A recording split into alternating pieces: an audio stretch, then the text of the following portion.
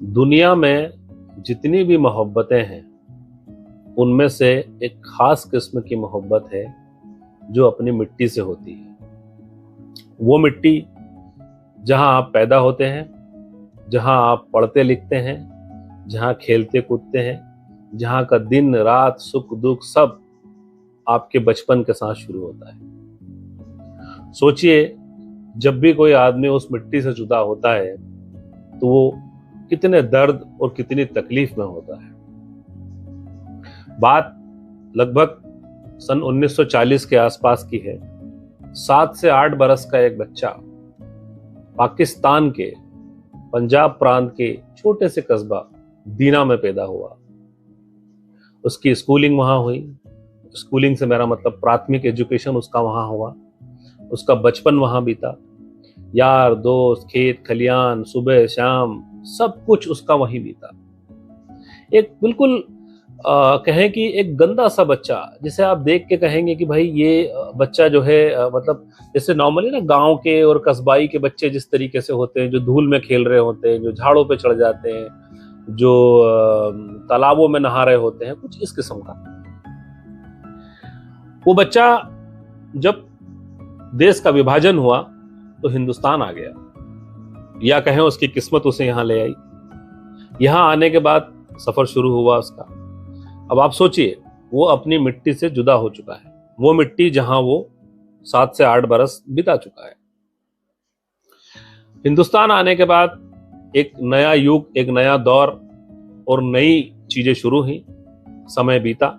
समय बीतते बीतते बीतते बीतते आज मैं जिनकी बात कर रहा हूं वो लगभग 70 बरस के हो चले हैं। और अब 70 बरस बाद वो अपने उसी गांव जाते हैं, उसी मिट्टी को सर पे लगाने के लिए, उस मिट्टी को चूमने के लिए वापस उसी गांव जाते हैं। और जब वो गांव पहुंचते हैं तो गांव में किस तरीके से तब्दीलियां आ चुकी हैं, क्या बदलाव आए हैं। जो गांव उनके सपनों में था, जो गांव उनकी यादों में था, वो गांव अब कितना बदल चुका है, वो कुछ इस तरीके से बताते हैं। वो कहते हैं कि मैं जब गांव में पहुंचा तो एक लंबी सी सड़क हुआ करती थी जो सकड़ी हो चुकी है।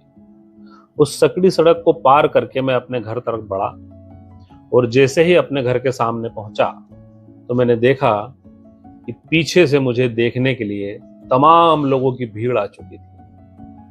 मैं थोड़ा परेशान हो गया। उसके बावजूद मैं अपने घर की तरफ बढ़ा, और जब मैं घर में दाखिल होना चाह रहा था वहां एक बुजुर्ग बैठे हुए थे। उन बुजुर्ग को जाके जब मैंने अपने बारे में बताया तो वो बड़े हैरान हुए।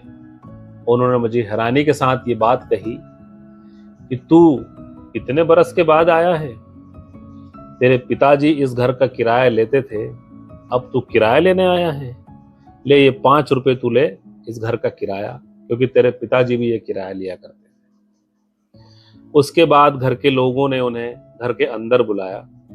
उस जमाने में पर्दे हुआ करते थे, लेकिन अब वहां दरवाजे लग चुके हैं। दरवाजा खोल के जब उनको घर के अंदर बिठाया गया तो वो घर को देखने लगे, बड़े भावुक हुए। बड़ा उनको बचपन और वो सारी तस्वीरें उनके सामने दौड़ने लगी। फिर अचानक उन्हें ख्याल आया कि घर के पीछे बरामदे की तरफ अगर मैं जाऊंगा तो वहां एक खुला आसमान था, खुली जमीन थी और खेत नजर आते थे। उन्होंने वो इच्छा जाहिर की, वो घर के पीछे गए, और जब घर के पीछे पहुंचे तो जो देखा उसे देख के उन्हें बड़ा दुख हुआ। घर के पीछे अब एक दीवार बन चुकी है जिसने उन खेतों को ढक लिया है। लंबी लंबी बिल्डिंगें खड़ी हो चुकी हैं। वो खेत, वो खलियान, वो ताजी हवा, वो पेड़, वो पक्षी, वो सब नदारत थे। कुछ इस तरीके से जब वो घर से बाहर की तरफ आने लगे तो देखा कि उन्हें देखने के लिए पूरी गली भर चुकी है। सारे लोग उनका इंतजार कर रहे हैं, उनको देखना चाहते हैं, उनसे मिलना चाहते हैं। ये देखकर उन्हें और भी दुख हुआ। वो अपना बचपन जीने आए थे, अपने बचपन की यादों को ताजा करने आए थे। अफसोस इस बात का है कि वहां इस कदर तब्दीलियां आ चुकी थी कि ना तो वो बचपन था, ना वो गांव था, ना वो लोग बचे थे। जी हाँ, मैं बात कर रहा हूं हिंदुस्तान के मशहूर लेखक, शायर और शब्दों के जादूगर गुलजार साहब की। गुलजार साहब अविभाजित पाकिस्तान के रहने वाले हैं। उनका जो सही नाम है, जो कहें कि जो उनका पेरेंट्स के द्वारा रखा गया नाम है, वो पूरण सिंह कालरा है। वो गुलजार हिंदुस्तान में आने के बाद बने और ख़ास तौर पे सिनेमा में जाने के बाद बने। तो ये गुलजार साहब की कहानी है।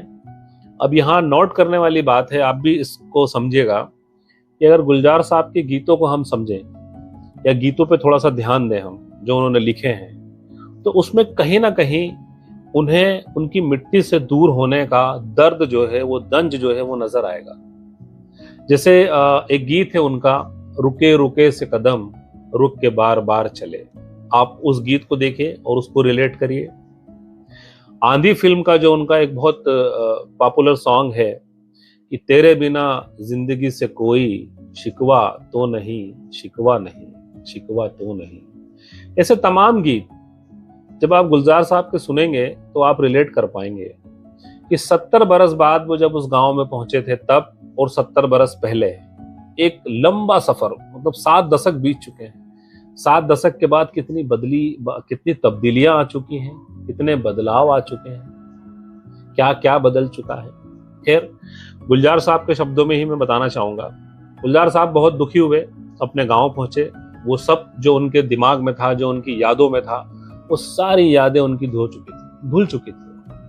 ना वो गांव वैसा बचा था, ना वहां ऐसी जगह बची थी। उन्हें बड़ा दुख हुआ। वो खुद बताते हैं कि मैं बस ये चाह रहा था कि मैं घंटों कहीं बैठ के रोऊं, घंटों रोऊं और मेरे आसपास कोई भी ना हो। गुलजार साहब बड़ा बेचैन हुए।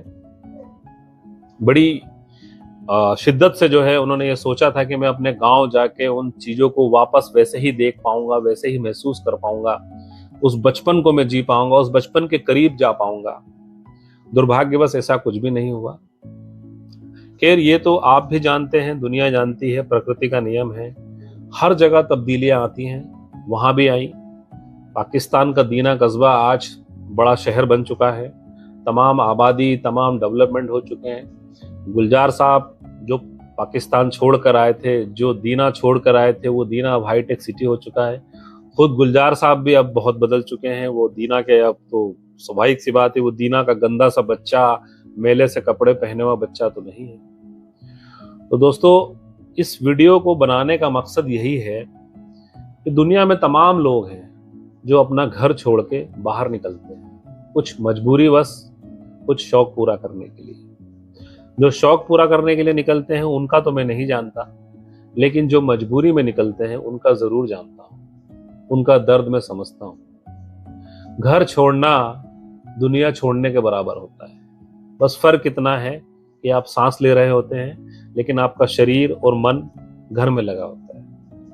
मिट्टी से बिछड़ना कोई मामूली बात नहीं है। आप सोचिए, हम पैदा कहाँ होते हैं, पढ़ाई लिखाई हमारी कहाँ होती है, शादियां हमारी कहाँ होती हैं, बच्चे हमारे कहाँ होते हैं, नौकरी हमारी कहाँ होती है, और मरते कहाँ हैं। तो बहुत खुदकिस्मत लोग हैं वो जो अपनी मिट्टी से जुड़े हुए हैं, जिन्हें अपनी मिट्टी से बहुत प्यार है, और तमाम दुनिया भर की लालच, दुनिया भर की प्रगति, या कहें कि उन्नति, तरक्की को ठुकरा कर वो अपनी मिट्टी से बंधे हुए हैं, मिट्टी से जुड़े हुए हैं। उन्होंने मिट्टी को नहीं छोड़ा। तो कुछ इस तरीके की गुलजार साहब की कहानी है। गुलजार साहब अपनी जुबान में बताते भी हैं, आप उसे यूट्यूब पे भी देख सकते हैं, और गुलजार साहब की इस कहानी से जुड़े हुए कुछ और तथ्य भी आपको यूट्यूब पे मिल जाएंगे। तो मेरी बस यही रिक्वेस्ट है कि जितने भी लोग आज अपने घर छोड़ के दूसरे शहर में नौकरी कर रहे हैं, उसमें मैं अपने आप को भी शामिल करूंगा। अपनी मिट्टी से जुड़िए, अपनी जड़ों से जुड़िए, जड़ों को मजबूत कीजिए। दुनिया वहीं वापस लौटती है जहां से शुरू होती है। लौटिए, अपनी जगह को लौटिए और अपनी मिट्टी से जुड़िए। बहुत बहुत धन्यवाद।